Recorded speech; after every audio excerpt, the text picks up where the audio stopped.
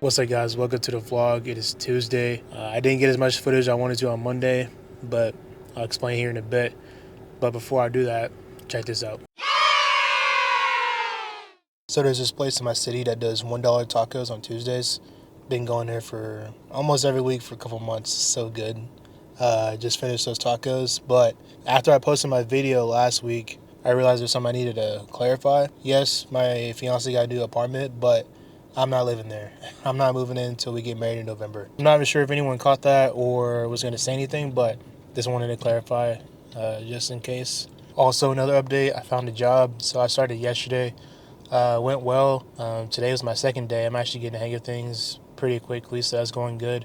Still looking for an evening or night job or even something on the weekends, so I'll keep you updated with that as well. So I did find a day job, so I appreciate all the thoughts and prayers. It means a lot. I'm hoping that I can still put out these videos while still working closer to 80 hours a week. So we'll see. But yeah, I appreciate you guys.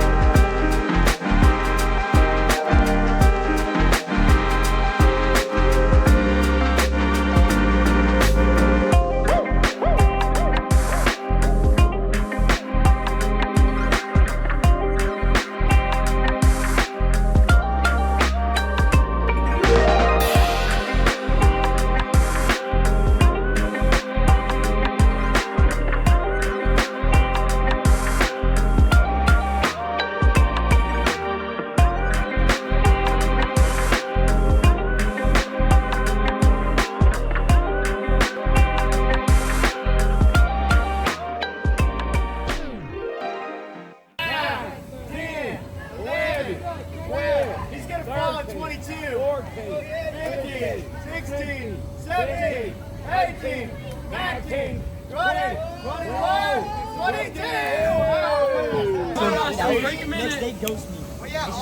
I've made like 2 new friends. Yeah. One's Houston and one's Cassidy. Let's go, Austin. I found out that Cassidy was my home. I'll go faster, all right? The same day.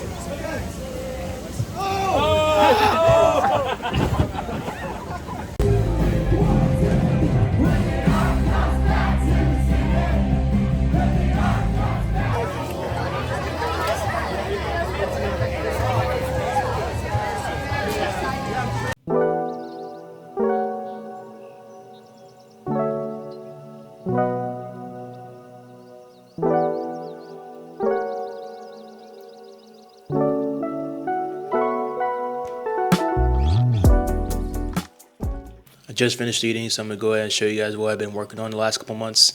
Don't want to share too much, but enough to where you guys will know what I'm working on. So about 3 years ago when I started posting on Instagram, I posted a testimony video on how God helped me overcome my lust and P-word addiction. YouTube, I can't say the word, but you guys know what I'm talking about. We got 750K views. I got over 500 DMs, so I knew there was a need for that problem. It's a big problem. Especially within like the Christian community, we just don't talk about it. So I decided to make an ebook about it, and that ebook helped a lot of people. So what I'm doing now is putting into a course with more actionable steps and ways that you can implement it like within your day-to-day. So the course is going to be 12 modules, 12 weeks, 90 days. I believe 90 days is a good amount of time for you to change your mindset and renew your mind. You might still struggle over time, might have times of slip ups, but like 90 days is a good amount of time to where you know what to do. It's just a matter of like you implementing what you need to overcome the addiction. So here's some of the back end and behind the scenes stuff that you guys won't see, but I'm going to show you for the purpose of the video. Okay, so here I'm scrolling through the 12 modules,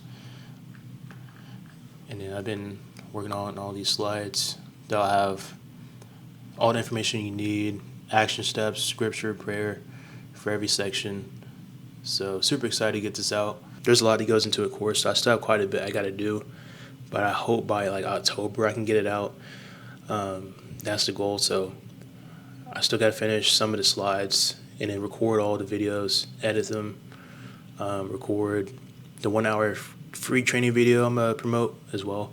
So yeah, there's a lot that goes into it, but I have faith I can get it done here pretty soon, and I know it's gonna help a lot of people, so that's the main reason why I'm excited.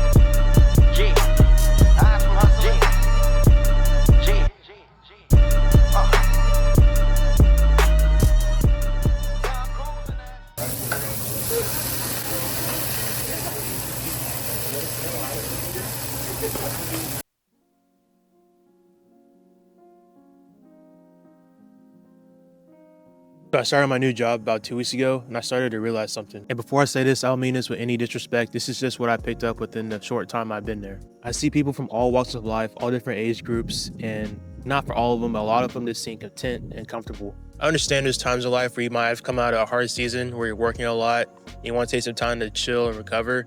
What I'm talking about is like a lifetime of contentment. At this new job I'm currently at, there's some people that have been here for 30 plus years, and I don't mean this with any disrespect, but just I don't understand how you could be there for that long. Here's a clip of what one of my days looks like the other day.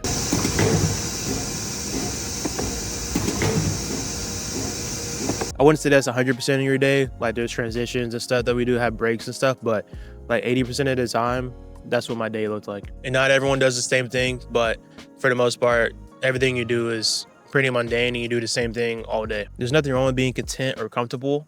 I just personally don't understand it, and that's not how I see life. And as I'm making this video, I'm really not trying to put down these people. It's just, I want to give a different perspective. I've had conversations with some of the people there, and a lot of times it goes like, one more day to the weekend, can't wait till the weekend. And I found myself falling into that because of proximity and being around them so much. There's so much more to life than just looking forward to the weekend. Obviously, I don't know everyone's situation, what their life looks like, but I do know that Jesus has more for them. And I know that's where I can be better in terms of sharing my faith at work. I just started there, but I've had like 1 or 2 good conversations so far. And there's a language barrier with some people, so I'll just show more about my actions, but it is something I'm gonna continue to do. So I'm working at a warehouse right now, and it's pretty chill, so there's not a dress code or anything like that. So I've been wearing my Christian brands and clothes. I have gotten some looks, so I'm gonna start using that as a conversation starter. All this to say, we all have people at our workplace or school that need Jesus. If this is something you've been convicted about or been thinking about talking to this person about Jesus, this is your sign. The last point I wanted to touch on is take advantage of your 20s and 30s. And I have to reiterate, I do not mean any disrespect because I don't know anyone's situation, what they're going through, but there's people there that are like 70 and 80 working there. And it's honestly really sad to see that they like are still working and like they look really miserable and like struggle at work, getting upstairs, stuff like that. So take advantage of your 20s and 30s. If we're all being real, we don't want to work until like we're 70 or 80. So that's why we need to take advantage of our young age and set ourselves up for success later in life. Start to build something for yourself, whether it's a side gig, something you can eventually take full time, learn about investing, real estate, stocks, bonds, life insurance policies, whatever you need to. Start today because the longer you think about it, the harder it is to start. Proverbs 14:23 says, "In all toil there is profit, but mere talk tends only to poverty." For example, I put off making content for over a year. Now looking back, I wish I would have started when I first got the conviction about it because look where I'm at today. I can have a whole extra year of content out there and impacting more people. Although I'm nowhere close to where I want to be, I know the Lord is guiding my steps. Proverbs 16:3 says, "Commit your word to the Lord, and your plans will be established." Although it's hard to see right now because I'm working a job, looking for another one, and doing content, I know God is still working on something behind the scenes because His word says it. I'm doing my best to see God through it all and commit all my work to Him, no matter what it is. I am biased, but I believe everyone should have a side gig or a skill they're trying to learn outside of their main job. I think that's where a lot of people get in trouble. They have all their skills and talents and even income in one place. If you want financial freedom, you have to have multiple streams of income. And as Christians, it will look different for us because we're called to a different standard when it comes to finances and money. To be honest, I used to want financial freedom so that I can buy all that big houses, cars, and all the stuff. But now I want financial freedom to, set up my family for success, even my kids, and hopefully the generation after that. And also give to the less fortunate and bless anyone that I can. In Matthew, it talks about how you can't serve two masters. You have to choose one, either God or money. It also talks about how it's easier for a camel to go through the eye of a needle than it is for a rich man to enter the kingdom of heaven. That alone tells us how powerful money is and how it can affect someone's life. So for myself and maybe anyone else out there in their 20s, I think it's important for us to steward our money now while we have less, because when we get older and have an abundance of money, it's going to be easier to steward it because we already have the habit of doing it while we're younger, and we don't get into a place where we're idolizing money or doing stupid stuff with our money. We just don't want to get to a point where money changes us or even changes our relationship with the Lord. And to close, here are the two things I want you guys to take from this video. Number one, talk to people at your workplace or school that need Jesus. You can usually tell by the way they act or the way they live. Just ask the Holy Spirit to give you some wisdom on how to approach it and talk to them about Jesus. And number two, take advantage of your 20s and 30s. Take this time to learn a skill, start a side gig, start a business, so that when you turn 70, 80, you're not working, you can enjoy the end of your life. I hope y'all enjoyed the vlog. Like, comment, subscribe. I'll see you guys next week.